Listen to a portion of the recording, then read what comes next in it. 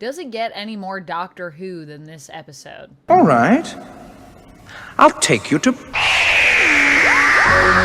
I don't know. This was pretty Doctor Who. This was the most Doctor Who of the Doctor Who's this season. All right, so we're here to talk about episode 8 of Doctor Who, and I am still digesting this episode a little bit, but I do have some thoughts to share with you on where it went. Finally, we got that Susan twist reveal, so before I jump into it, just a friendly reminder, spoilers ahoy! We're gonna have spoilers in this review, and quite a bit of spoilers, because a lot of what we're talking about in this episode is in relation to some of the twists that we've been building up to. We've got some big reveals. It's pretty crazy. It's pretty crazy. So there are some things here that I feel like bothered me, but there are also a lot of things that I really enjoyed about this episode. I would say I enjoyed more than the things that bothered me. So the things that bothered me were not as important. So let's start off talking about just some of the stuff I liked. Then we'll talk about some of the stuff that I didn't like as much. And then we will just kind of, I guess, balance all that out, and I'll let you know my overall thoughts on the episode. So first things first, my favorite thing about this episode is that it does seem like the most Doctor Who episode I've ever watched of this season. Not ever, maybe. Not the most ever. But it ends with a cliffhanger. We've got a villain reveal. We've got some, theories and plans that the Doctor has, some of which pan out, some of which that don't pan out. And it feels like we're stuck in a pickle by the end of it. And, like, how will the Doctor get out of this episode and out of this situation? But we don't find out. We have to find out in episode 2. And it's kind of a little bit goofy, I feel like, in the way that we get this villain reveal. And that also feels really Doctor Who to me. I feel like Doctor Who sometimes is a little bit goofy, and that's what I like about it. So that has been really fun for me, personally. So that's kind of where I'm at with the things that I really enjoyed. I think the whole idea of them having a time window to go look for Ruby's mom and play sort of the CCTV footage back, all of that is like a really cool plot. And just how the Doctor is like, come on, I know you got something, I know you're messing with time unit, I know I said not to, but I know you probably did it anyways, so show me where the time window is. That was a really fun reveal. And I also feel like the part where we get the reveal of Sutek being Susan Twist's character, and how Sutek is the destroyer of all things, when we were kind of misled here a little bit to believe that it could be the Doctor's granddaughter, Susan, and they kind of really fully invest in that until that point. Actually, to the point that it makes me wonder if we are still going to do something with his granddaughter in this season, because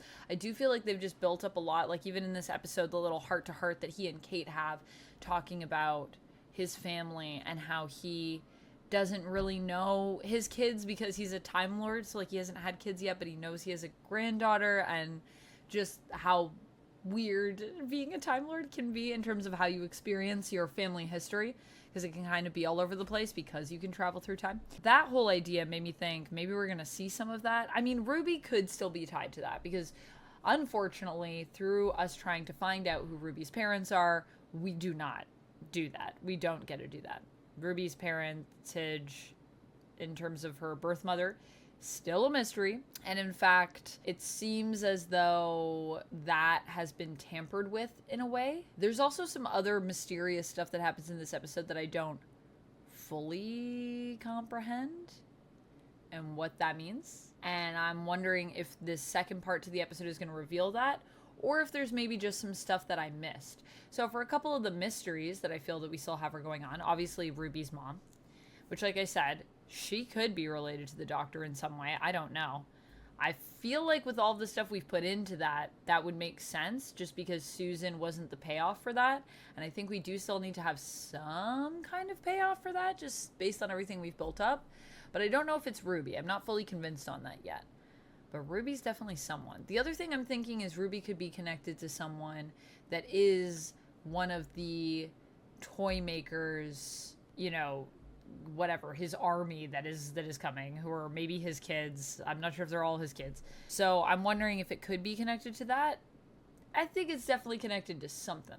And I think we're going to find out what that is before the end of the season, because that's the mystery that we've set up for this season. But the other thing that I felt was very strange is at one point, Carla, Ruby's mom, apparently points at the doctor and says, I know what that is, that's the beast. I thought she was pointing at the amorphous blob that is made out of ash and red, which we end up finding out later is Sutek's presence. But then that's not what ended up being revealed, so I don't know. And he was like, she pointed at me and said that I was the beast, and like, what's that about? And I was like, wait a minute, is that what happened? I've gone back and watched it a few times now, so if there's something that I'm completely missing there and this is all addressed in the episode, please let me know in the comments. But as far as I know, that's still a bit of a mystery, and I was wondering if that relates to the beast who is in that one episode with Tennant who claimed to be Satan, and that would have kind of fit with all of the stuff that we saw here in terms of when the one Gaia unit dies, one of the red shirts,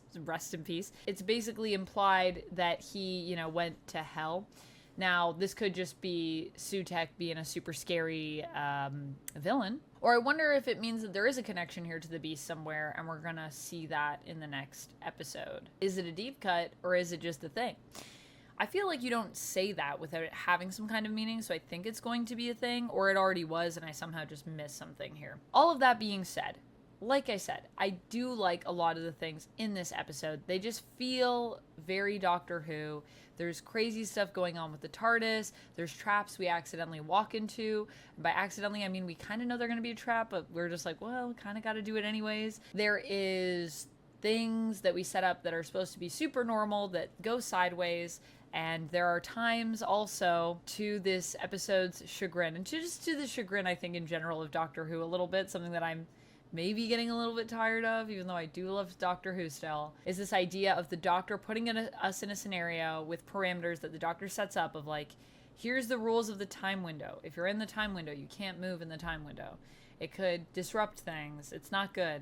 Initially, I thought it would just disrupt the time window, but then later it seems that the stakes are even higher than that, where you could actually become injured. And then at one point, our red shirt, sorry, I don't remember his name. He is one of Unit's red shirts, though. And by red shirts, for those that don't know what I mean, it's a Star Trek reference to the original series days where basically a lot of people with red shirts were just disposable. And if you saw a red shirt that they were like, this is Gerald, and Gerald's going to be joining the crew for this mission. You're like, would you rest in peace, Gerald? He's going to be dead. So this guy, as soon as the Doctor was like, yeah, move into the field of the time window, the thing that I said to not move in, I was like, he's going to be dead. And they also even address it in the episode, like, but Doctor, you said not to do this. And the Doctor's like, right, well, but right now, do it. And then the Doctor's all sad when he perishes, which I totally understand. But at the same time, I was like, Doctor, didn't you kind of put him in this scenario? Like, Doctor, you should feel sad, because I'm pretty sure the reason that guy is dead is because of you. And the Doctor's like, everywhere I go, people die. And I'm like, I mean, kind of true, though, isn't it?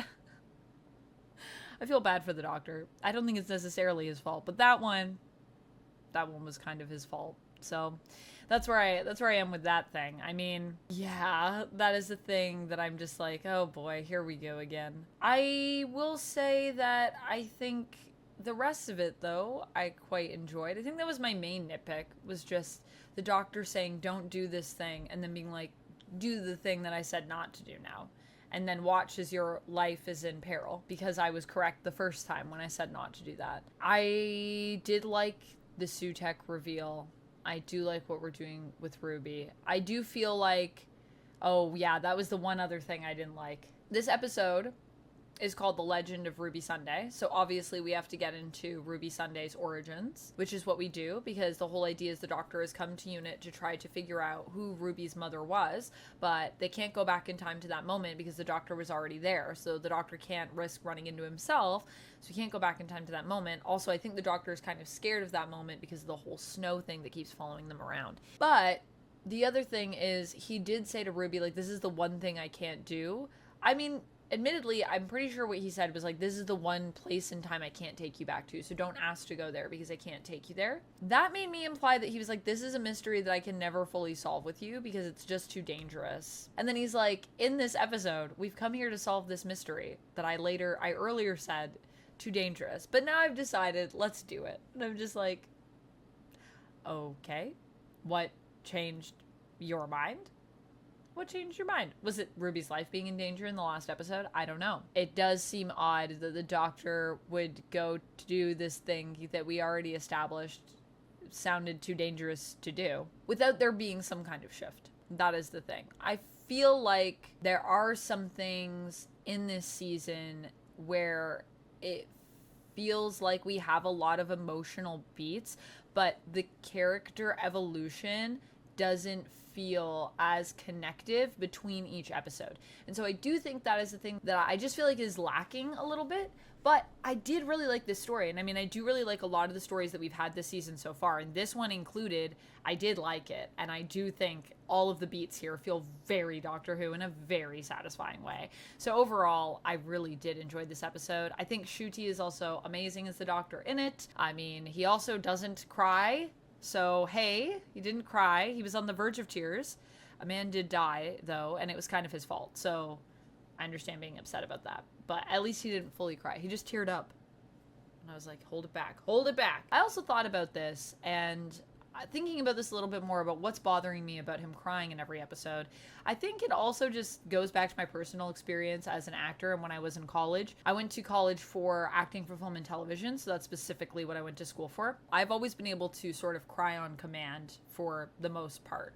So that is a skill that I have, and I would use it when I was studying, when I was doing scene work and stuff like that. And my teachers actually said to me that now that I have that, the next step is actually getting yourself to a place where you're about to cry and then holding it back. What my teachers were saying is that it's actually more interesting to watch someone struggle in a scene, like to watch their process of fighting against something, of resistance, of a conflict, than it is to just see someone do something.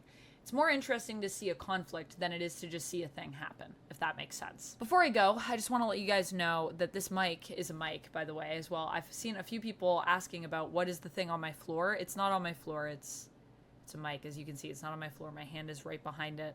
So just to address that in case you were wondering, because I've seen some comments about it. This episode overall, I think I'm going to give it a solid 8 out of 10. I did really like it. I don't think it's my favorite episode. I think 73 Yards and Dot and Bubble are still a couple of my faves. Yeah. Dot and Bubble is just really good for me. 73 Yards was also a banger. I do like that we're doing some different things. So the one thing that I feel about this episode, although it was really strong, is that it is kind of more of what we know from Doctor Who. It feels a little bit more familiar. And while I enjoy that, I am also kind of really enjoying the different tone that we've had throughout this season and how they're trying to do some new stuff. So I'm excited to see where this will lead to next, and if we'll continue sort of on this path of feeling very like in the theme of Doctor Who, or if that's where we're gonna be taking the theme and kind of doing something a little bit different with it, playing with it a bit. But I'm very intrigued to see where we go. And I will also say I've enjoyed how I feel like this season is a really easy season for people to jump in on. So if you are a person that has been thinking of getting into Doctor Who and you've been watching these reviews, but you're still not sure if it's for you, I would also encourage you to start with this season if you just want to jump right in. I think they're trying to make it really accessible, and I really appreciate that because, yeah, there's a lot of people that feel like Doctor Who has gone on for so long and they can't get into it. I was literally talking to someone about this at YetiCon this weekend, another cosplayer, and I was like, yeah, you should just jump into season 1, honestly. It's a pretty good starting point, unless you want to go all the way back to Eccleston, or if you want to go all the way back to Classic Who. But this is a good entry point, and I appreciate that about it. That's all for me, friends. I hope you enjoyed this review. I'll see you next time. But until then, stay nerdy, and keep it timey-wimey. Bye!